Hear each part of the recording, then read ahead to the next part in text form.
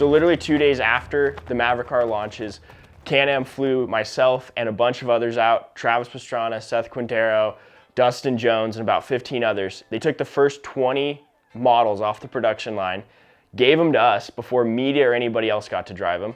Travis got in the thing and did about 100 donuts in the parking lot before we even hit the trail. So we were put in pairs because we obviously didn't have enough cars. They weren't gonna give us all the cars.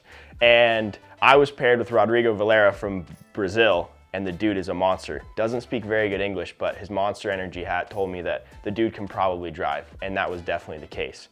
So the first day we headed to the desert and did about 98 miles an hour across the whoops. So for myself, what was so sweet about the whole deal is I got to chase some of the best drivers in the world and see if, you know, do I have any talent myself? I think I'm okay. But this car's been in development for 7 years. It's been a long time in the making, and for it to kind of prove itself and hear the feedback, not only from myself, because I was just a snowmobiler, I was a new kid, like nobody knew what I was doing there. All of the drivers had amazing feedback about the thing, and it was insane to get to follow those guys and see how the car handled in a bone stock form. Now, 240 horse, over 90 miles an hour, 7-speed dual clutch transmission, and regardless of what you think of the high knuckle visually, the thing flat out works, and it is a desert destroyer. The car stays extremely flat in the corners, it handles the bumps super well, it flies very level. You don't get that crazy buck and fly nose low when you're ripping. The brakes are, I mean, the whole thing is just packaged to go fast and push the limits, and the feedback that I was hearing from the other guys was also so cool to see because they know what they're talking about at a much higher level than I do. It's very fast. It's incredible car. UTV. This is gonna be a blast. These freaking new Can-Ams are...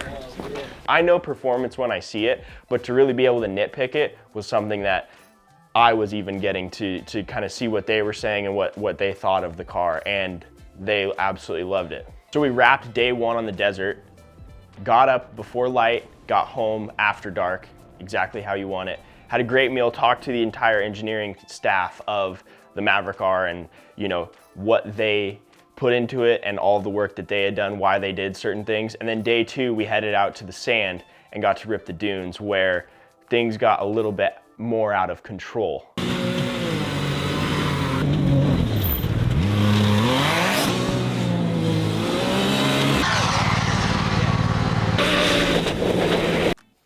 I was told not to really jump the car, and then Pastrana is flying over other people. So I don't know what to tell you on that, but in the sand, the car is absolutely insane. The fact that we just had the stock desert tires on them in 4-wheel drive, it absolutely moves.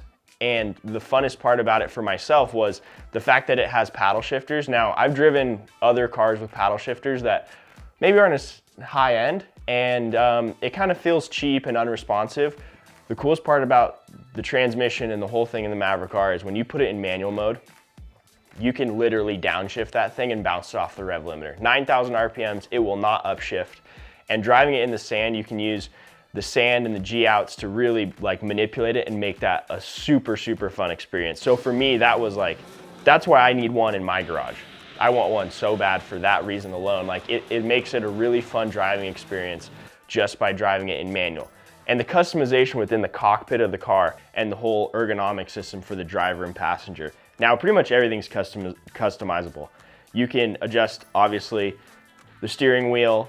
You can adjust multiple drive modes. A lot of our cars have the Fox Smart Shocks, so we could run in plush, firm, medium. We could let the shocks do their thing, even up to how much effort the power steering was giving you. So you could make it harder or easier to power steer.